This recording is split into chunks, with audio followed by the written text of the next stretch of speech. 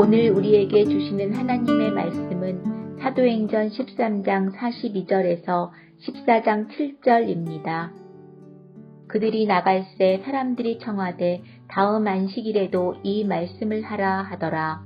회당의 모임이 끝난 후에 유대인과 유대교에 입교한 경건한 사람들이 많이 바울과 바나바를 따르니 두 사도가 더불어 말하고 항상 하나님의 은혜 가운데 있으라 권하니라.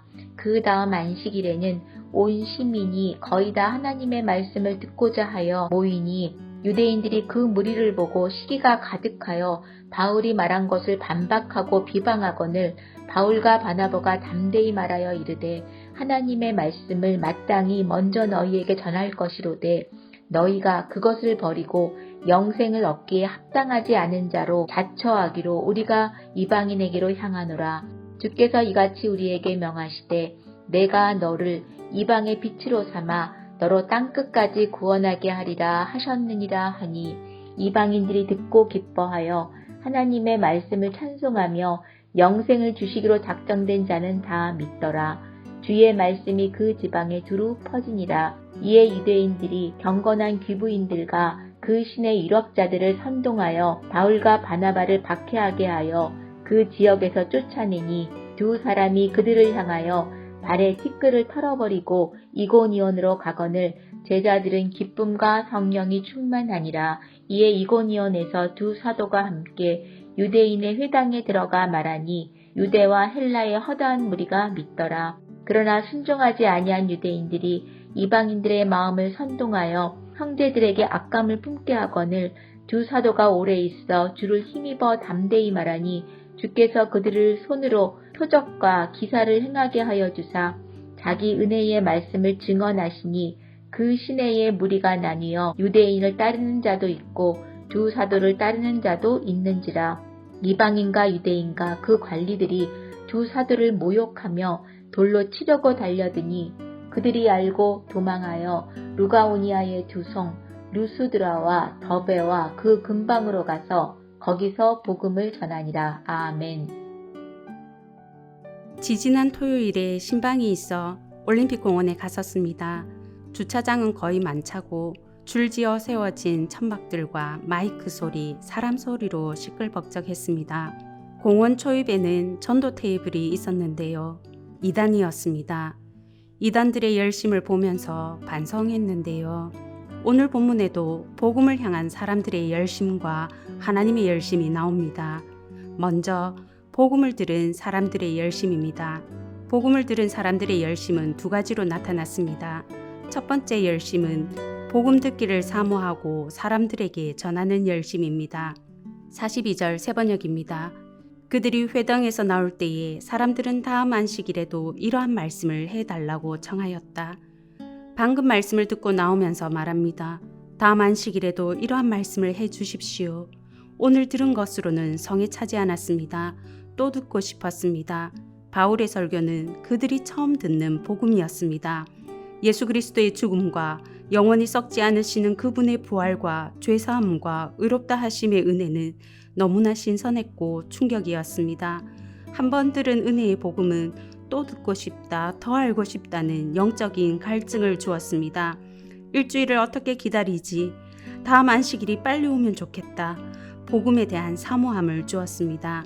열심 있는 사람이 있으면 열심히 특심인 사람들이 있기 마련이지요. 다음 안식일까지 기다릴 수 없었던 사람들이 있습니다. 복음에 대한 갈증이 너무 커서 조금이라도 더 말씀을 듣고 싶어서 바울과 바나바를 따라갔습니다. 그들에게 바울과 바나바가 말합니다. 항상 하나님의 은혜 가운데 있으라. 그들 중에는 하나님의 구원의 은혜를 경험한 사람들이 있었음을 알 수 있는데요. 말씀을 사모하는 사람들, 하나님의 은혜 안에 머무는 사람들이 있으면 어떤 일이 벌어질까요? 44절입니다. 그 다음 안식일에는 온 시민이 거의 다 하나님의 말씀을 듣고자 하여 모이니 바울과 바나바가 모으지 않았습니다. 은혜의 복음을 들은 사람들은 자기 안에 복음에 대한 갈망과 열심이 일어났고 다른 사람도 같이 들었으면 하는 전도의 열심이 일어났습니다. 한 번도 들어보지 못한 놀라운 복음을 들었다고 이번 안식일에 나랑 같이 회당에 가서 같이 듣자고 전했습니다. 전도의 열심이 얼마나 컸던지 그 짧은 한 주 사이에 비시디 안디옥 전역에 전해졌습니다. 그들의 열심 덕분에 안디옥의 대부분의 사람들이 복음을 들을 수 있었습니다. 두 번째 열심은 복음을 반박하고 비방하고 사람들을 선동해서 박해하는 열심입니다. 45절입니다. 유대인들이 그 무리를 보고 시기가 가득하여 바울이 말한 것을 반박하고 비방하거늘. 50절입니다. 이에 유대인들이 경건한 기부인들과 그 신의 유력자들을 선동하여 바울과 바나바를 박해하게 하여 그 지역에서 쫓아내니 같은 복음을 들었는데 참 이상하지요. 정반대의 열심을 내는 사람들이 있었습니다. 일주일 뒤에 회당에 참석했던 유대인들인데요. 그들은 놀랐습니다. 안디옥의 대부분의 사람들이 회당에 몰려와 인산인해를 이룬 것은 처음입니다. 유대인들과 유대교 개종자들이 모였던 회당에 안디옥에 살던 많은 이방인들이 몰려왔습니다. 그것을 본 유대인들의 감정은 시기였고 질투였습니다. 자신들이 설교할 때는 보지 못한 반응입니다. 바울이 스포트라이트를 받는 것을 보면서 참을 수 없었습니다. 그들의 종교적 권위와 자존심이 손상된다고 여겼습니다. 바울에 대한 시기심 때문에 그들은 열심히 복음을 반박하고 비방했습니다. 복음의 대적자가 되었습니다. 하나님의 말씀의 방해꾼이 되었습니다. 자신들만으로는 성에 차지 않았습니다. 복음의 열심이었던 사람들이 사람들을 모았듯이 대적자들도 사람들을 모았습니다. 대적자들은 그들이 모은 사람들과 함께 복음을 박해하는 일에 열심을 내었습니다. 그들은 복음 전도자들을 안디옥에서 쫓아내는 일에 성공했습니다. 안디옥에서뿐만이 아닙니다. 대적자들은 이고니온에도 있었습니다. 그들은 두 사도를 모욕하고 돌로 치려고 달려들었고 두 사도들이 도망가게 만들었습니다. 시기심에 눈이 먼 것은 이방인이 아닙니다. 유대인들이었습니다. 두 사도들을 박해하고 쫓아낸 사람 중에 경건한 기부인들이 있었습니다. 유대교로 개종한 고위층에 속한 이방 여인들인데요. 경건한 기부인들이 복음을 방해하고 자신의 인맥을 동원해서 복음 전도자를 박해했습니다. 복음의 걸림돌이 되었습니다. 사랑하는 성도 여러분, 우리는 매주 주일 설교와 매일 아침 묵상을 듣습니다. 말씀을 듣는 성도님들은 어떤 열심을 내고 계신지요? 말씀을 들을수록 말씀에 대한 갈증이 생기고 사모하시는지요? 말씀을 들을수록 시기심이 생기시는지요? 좋은 것은 좋은 열매로 나타납니다. 말씀을 들을수록 말씀에 대한 갈증이 생기시는 성도님들 되시길 바랍니다. 말씀에 대한 열심이 전도의 열망으로 이어지는 서문의 가족들 되시길 바랍니다. 우리의 열심이 복음의 걸림돌이 되어서는 안 되겠지요. 누가 스포트라이트를 받든지 하나님의 복음이 전해진다면 기뻐하시는 참된 열심의 소유자들 되시길 바랍니다. 시기심 때문에 복음의 디딤돌이 되어야 할 성도가 복음의 걸림돌이 되지 않도록 마음을 살피고 경계하시는 성도님들 되시길 바랍니다. 다음은 복음을 향한 하나님의 열심입니다. 유대인들이 복음을 방해할수록 복음은 흥왕했습니다. 49절입니다. 주의 말씀이 그 지방에 두루 퍼지니라. 유대인들이 복음을 방해할수록 복음이 비시디아 안디옥의 온 지방에 널리 퍼졌습니다. 아무리 전도자를 박해하고 쫓아내도 복음의 확장을 막을 수 없었습니다. 14장 1절입니다. 이에 이고니온에서 두 사도가 함께 유대인의 회당에 들어가 말하니 유대와 헬라의 허다한 무리가 믿더라. 안디옥을 넘어 이고니온에 살던 수많은 유대인과 헬라인들이 예수님을 믿게 되었습니다.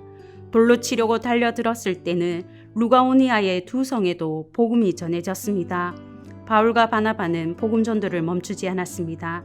마태복음 10장 23절에서 이 동네에서 너희를 박해하거든 저 동네로 피하라는 주님의 말씀처럼 동네를 옮겨가며 복음을 전했습니다. 전도자 바울과 바나바가 이동하면 복음도 이동하고 확산되었습니다. 비시디아 안디옥과 이고니온처럼 대도시에도 복음이 확산되었고 루가오니아와 같은 조용한 벽지에도 복음이 전해졌습니다. 사단의 어떤 방해와 박해도 복음의 진전을 막을 수는 없었습니다. 박해에도 불구하고 담대히 복음을 전한 것은 전도자의 열심입니다. 그들의 담대함과 열심이 있었기에 복음의 이동과 확산이 가능했는데요.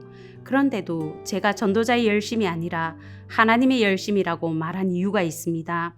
첫 번째 이유는 그들을 선교사로 보내신 분이 성령님이기 때문입니다. 13장 4절입니다. 두 사람이 성령의 보내심을 받아 성령님이 그들을 선교사로 파송하시고 함께 하셨기에 그들은 박해 중에도 기쁨과 성령 충만할 수 있었습니다. 두 번째 이유는 바울과 바나바가 복음을 전할 담대함과 힘을 주신 분은 주님이기 때문입니다. 14장 3절입니다. 두 사도가 오래 있어 주를 힘입어 담대히 말하니 이고니온의 유대인들이 이방인을 선동해서 전도자를 향해 악감정을 품게 했습니다. 전도자도 사람입니다. 상처를 받습니다. 악감정을 품은 사람들 속에 오래 머무는 것은 전도자도 어렵고 고역이긴 마찬가지입니다. 하지만 두 사도는 오랫동안 머물면서 담대히 복음을 전합니다. 자기들의 힘이 아닙니다. 주님의 힘이었습니다. 주님이 계셨기에 주께서 그들로 표적과 기사를 행하게 하셨기에 담대히 은혜의 말씀을 증거할 수 있었습니다. 세 번째 이유는 이방인들이 복음을 믿게 하신 분은 하나님이시기 때문입니다. 48절입니다. 이방인들이 듣고 기뻐하여 하나님의 말씀을 찬송하며 영생을 주시기로 작정된 자는 다 믿더라. 유대인의 겁으로 이방인의 구원으로 복음이 옮겨가지만 이 또한 하나님의 때에 하나님의 구원의 계획이 이루어진 것입니다. 처음부터 하나님의 구원에는 이방인이 포함되어 있었습니다. 하나님께서 영생 주시기로 정한 사람은 반드시 찾으시고 믿게 하시는 하나님의 열심이 있기 때문에 조용한 벽지인 루가오니아에도 복음이 전해졌습니다.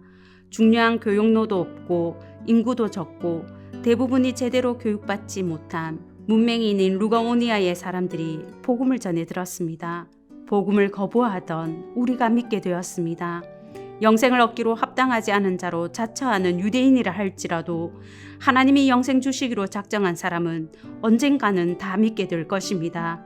바울이 그 증거입니다. 아무리 전해도 믿지 않는 가족 때문에 힘이 빠지십니까? 하나님이 택하지 않은 사람 같으십니까? 나는 지쳐도 하나님은 지치지 않습니다. 나는 포기해도 하나님은 포기하지 않으십니다. 우리 중 누구도 하나님이 예정한 사람이 누구인지 모릅니다. 바울도 몰랐습니다. 그가 한 일은 다만 복음을 전할 뿐이었습니다. 하나님의 열심은 전도자를 통해 일하십니다. 영생 주시기로 작정한 사람은 다 믿게 하시는 하나님의 열심을 이 은혜의 약속을 믿고 가족 구원을 위해 열심으로 전도하시는 성도님들 되시길 바랍니다. 이제 들은 말씀과 교회를 위해 기도하겠습니다.